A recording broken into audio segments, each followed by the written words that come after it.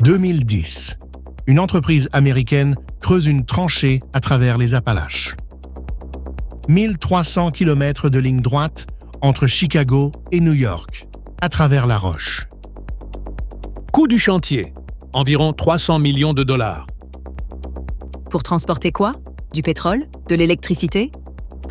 Un câble de fibre optique, et il fait gagner 3 millisecondes sur les câbles existants.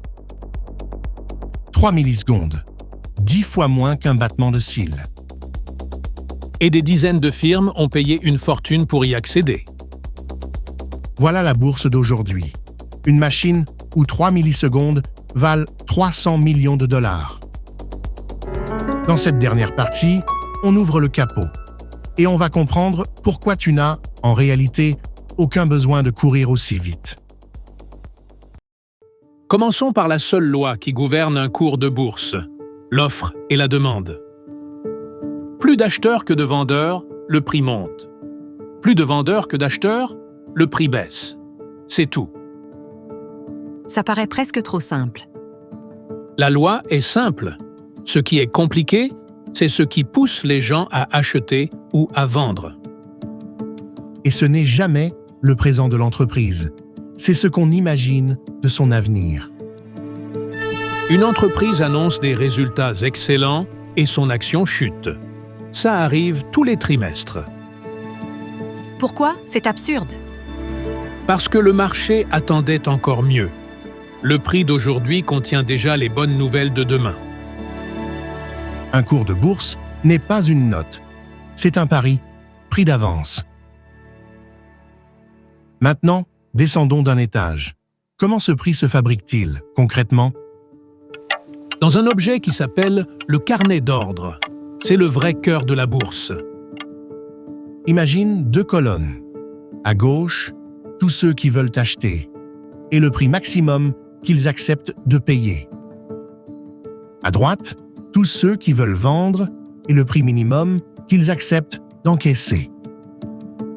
Le meilleur acheteur propose 100 €. Le meilleur vendeur demande 100,2. Rien ne se passe. Ils sont à 20 centimes l'un de l'autre et il ne se passe rien? Rien du tout. Cet écart s'appelle la fourchette. Tant que personne ne cède, il n'y a pas de transaction. Et puis quelqu'un cède, un acheteur accepte de payer 100,2. Les deux ordres se rencontrent. La transaction s'exécute. Et ce prix, 100,2, devient le nouveau cours de l'action. Voilà toute la vérité d'un cours de bourse. C'est le prix du dernier accord entre 2 personnes qui n'étaient pas d'accord. Et moi, quand j'appuie sur le bouton « Acheter », il se passe quoi? Tu envoies un ordre dans ce carnet et tu as 3 façons de le faire. 3 seulement, retiens-les. L'ordre au marché. Tu achètes immédiatement au meilleur prix disponible, quel qu'il soit. Rapide, certain. Mais tu ne choisis pas ton prix. Sur une valeur peu échangée, la surprise peut être désagréable. L'ordre à cours limité. Tu fixes ton prix maximum. Ton ordre attend dans le carnet et il ne s'exécute que si le marché vient à toi. Tu maîtrises ton prix, mais tu peux attendre longtemps et ne jamais être servi. Et l'ordre stop. Une vente automatique qui se déclenche si le cours passe sous un seuil que tu as fixé. Un filet de sécurité alors. Un filet qui a un défaut. Le jour du flash crash de 2010, des milliers d'ordres stop se sont déclenchés à des prix absurdes. L'outil n'est pas magique. Il exécute exactement ce que tu lui as demandé, même quand le marché devient fou. Le CAC 40 a perdu 2%. On entend ça à la radio tous les jours. Et personne n'a jamais expliqué ce que ça mesure. Un indice est une moyenne, pondérée par la taille des entreprises et calculée en continu. Le CAC 40 suit les 40 plus grandes capitalisations françaises. Il est né en 1988. Le Dow Jones, lui, date de 1896. Il ne suivait que 12 entreprises. Sur ces 12 pionnières, il n'en restait plus qu'une dans l'indice un siècle plus tard. Et elle en est sortie en 2018. Donc même les géants finissent par sortir. Toujours. Et c'est un argument central en faveur des fonds indiciels. Nous y venons. Le Nikkei japonais, lui, a atteint son record en 1989. Il ne l'a retrouvé qu'en 2024, 34 ans plus tard. Voilà pourquoi on ne met jamais toute son épargne sur un seul pays, même un pays riche. Et puis, il y a le S&P 500, les 500 plus grandes entreprises américaines, depuis 1957. À lui seul, il pèse environ 40% de la capitalisation boursière mondiale. Quand un investisseur dit qu'il investit dans le marché sans préciser lequel, il parle presque toujours de celui-là. En 2007, Warren Buffett a lancé un pari public d'$1 million. Il pariait qu'un simple fonds indiciel S&P 500, à frais minuscules, battrait sur 10 ans un panier de fonds spéculatifs gérés par les meilleurs professionnels du monde. Il a gagné? Largement. Environ 7% par an pour l'indice, contre à peine plus de 2% pour les experts. Les frais mangent la performance, et l'intelligence ne suffit pas à les compenser. Buffett a d'ailleurs écrit que, à sa mort, il souhaite que l'essentiel de l'héritage de sa femme soit placé dans un fonds indiciel à bas coût. Maintenant, la machine. Et pour comprendre où elle va, il faut voir d'où elle vient. Avant 1970, tout se passe à la voix. On appelle ça la criée. Des hommes en veste de couleur, serrés autour d'une corbeille, hurlent leurs ordres et se parlent avec les mains. Paume tournée vers soi, on achète. Paume vers l'extérieur, on vend. Les doigts donnent la quantité. Et ça marchait vraiment, ce système? Ça a fait tourner la finance mondiale pendant 2 siècles, avec un temps d'exécution de plusieurs minutes. Retiens ce chiffre. Plusieurs minutes. Nous allons le voir fondre jusqu'à la microseconde en 50 ans. 8 février 1971. Le Nasdaq ouvre. Pas de salle, pas de corbeille, pas de crieurs, uniquement des terminaux informatiques reliés entre eux. C'est la première bourse entièrement électronique du monde. Et comme elle est électronique, elle attire naturellement les entreprises de technologie. Microsoft, Apple, Intel y feront leur début. Le temps d'exécution passe de plusieurs minutes à quelques secondes. Et les agents de change? Un métier vieux de 250 ans disparaît en une génération. C'est la première fois que la machine remplace la voix. Années 80, Wall Street embauche des gens qu'elle n'avait jamais embauchés. Des mathématiciens, des physiciens, on les appelle les Kants. Ils écrivent des programmes qui achètent et vendent selon des règles fixées à l'avance, sans qu'un humain ait à décider. Et tu sais déjà comment cette histoire finit. En 1987, ces programmes ont vendu tous en même temps. Un algorithme n'est ni intelligent ni stupide. Il fait exactement ce qu'on lui a dit, à une vitesse où personne ne peut l'arrêter. Et on en arrive à notre tranchée dans les Appalaches. Le trading à haute fréquence, des firmes qui exécutent des milliers d'ordres par seconde. Elles louent des baies de serveurs dans le bâtiment même où se trouve l'ordinateur de la bourse. Ça s'appelle la colocation. Pour gagner quoi? Quelques mètres de câble? Quelques microsecondes. Et sur des millions d'ordres, ces microsecondes valent des milliards. Aujourd'hui, plus de 70% des transactions mondiales sont exécutées par des machines, sans aucune intervention humaine. Alors c'est perdu d'avance pour moi. Je ne vais pas battre ça. Non, tu ne vas pas battre ça. Et c'est une excellente nouvelle, parce que tu ne joues pas au même jeu. Elles se battent pour la milliseconde. Toi, tu investis pour 20 ans. Vous ne vous croisez jamais. Pendant que les machines s'enterraient dans les Appalaches, autre chose se passait dans ta poche. Dans les années 90, une transaction coûtait entre 50 et 100 $ de commission. Aujourd'hui, chez la plupart des courtiers en ligne, elle coûte 1 €, parfois 0. Tu peux acheter une fraction d'action pour quelques euros depuis ton téléphone en 30 secondes. Et les fonds indiciels facturent aujourd'hui autour de 0,2% de frais par an. Donc l'accès n'est plus le problème. L'accès est réglé. C'est même la première fois dans les 4 siècles que nous venons de raconter. Ce qui n'est pas réglé, c'est l'éducation. Un smartphone donne à tout le monde le pouvoir de se ruiner en 3 clics. Dernière étape de la machine, et elle est en train de s'écrire. Des intelligences artificielles lisent des milliers de rapports annuels en quelques secondes.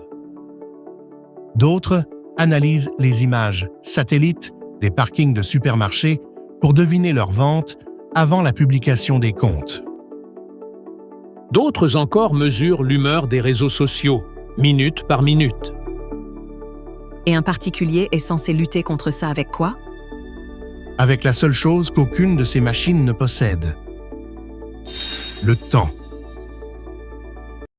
Regardons maintenant qui est assis à cette table. Le joueur le plus puissant n'achète presque aucune action. Ce sont les banques centrales. En fixant le prix de l'argent, elle fixe le décor de tout le reste. Une phrase du président de la Réserve fédérale peut déplacer les marchés de 2% en quelques secondes. Viennent ensuite les fonds géants.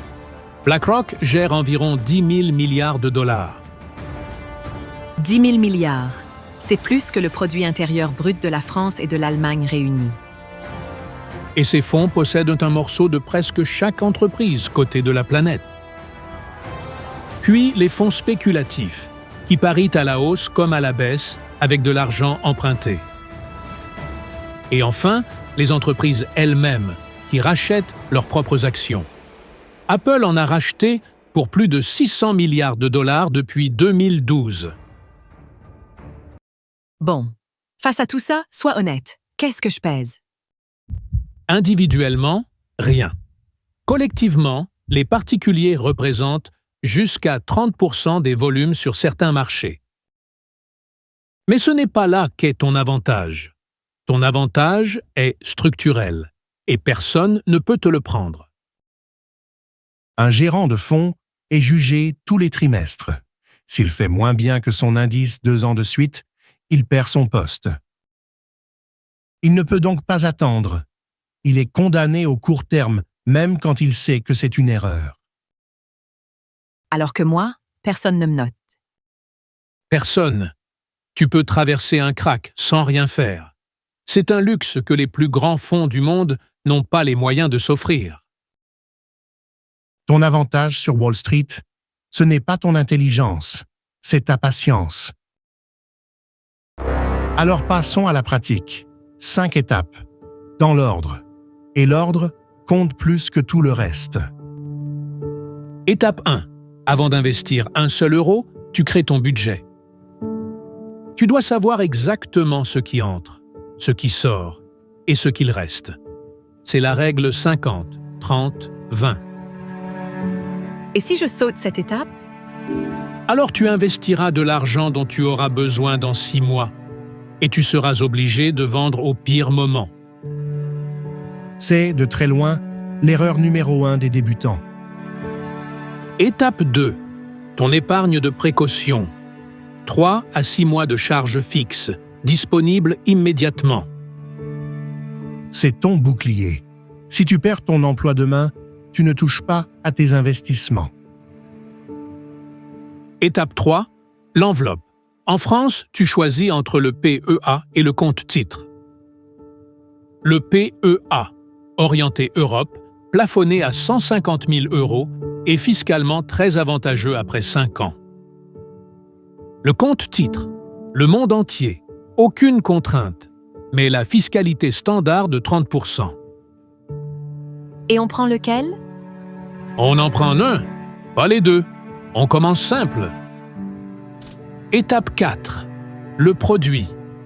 Pour l'immense majorité des débutants, c'est un fonds indiciel mondial, à frais réduits. Investi mécaniquement, le même montant chaque mois, quel que soit le cours, on appelle ça l'investissement programmé. Même quand ça baisse? Surtout quand ça baisse. Le même versement achète alors davantage de parts. La baisse travaille pour toi. Étape 5. Et c'est la seule qui soit vraiment difficile. Ne rien faire. Ne pas regarder ton portefeuille tous les jours. Ne pas vendre parce qu'un titre de presse t'a fait peur. Souviens-toi de la deuxième partie. Le marché s'est relevé de 7 cracks. Les investisseurs, eux, se sont enfuis à chaque fois. Alors résumons ce qu'il faut faire. Investir régulièrement, même de petits montants. Diversifier. Un horizon de 10 ans minimum. Automatiser. Et ce qu'il ne faut jamais faire. Investir l'argent du loyer. Tout mettre sur une seule action. Vendre dans la panique. Suivre les conseils d'un inconnu sur les réseaux sociaux. Utiliser l'effet de levier quand on débute. Tu as maintenant 4 siècles d'histoire pour savoir précisément ce que coûte chacune de ces erreurs. Et je dois maintenant te dire une chose, très clairement. Tout investissement en bourse comporte un risque de perte en capital, y compris une perte totale. Les performances passées ne garantissent jamais les performances futures. Ce cours est de l'éducation financière. Ce n'est pas un conseil en investissement personnalisé. Personne ici ne connaît ta situation, tes revenus, ni tes projets. Pour cela, il existe des conseillers agréés. Ce que nous t'avons donné, c'est autre chose. La capacité de comprendre ce qu'on te vend. 4 siècles en une phrase. Un navire trop risqué pour un seul homme. Un risque découpé en parts. Un marché pour échanger ses parts. Des bulles parce que les hommes oublient. Des cracks parce qu'ils empruntent. Des règles parce qu'ils apprennent. Et à la fin, une machine à la microseconde, dans laquelle un débutant peut entrer avec 10 € et une bonne méthode. La méthode, c'était donc ça depuis le début. Pas la vitesse, pas le génie. Un budget, un bouclier, une enveloppe, un fonds indiciel et du temps. La bourse n'est pas un casino réservé aux riches. C'est un marché ouvert où l'information et la patience battent presque toujours la panique et l'ignorance. Le cours complet, avec ses chiffres et ses sources, t'attend sur crapakutacademy.fr. Et ton budget, lui, t'attend dans l'application. Crapahu trace ta voie vers ta sérénité financière.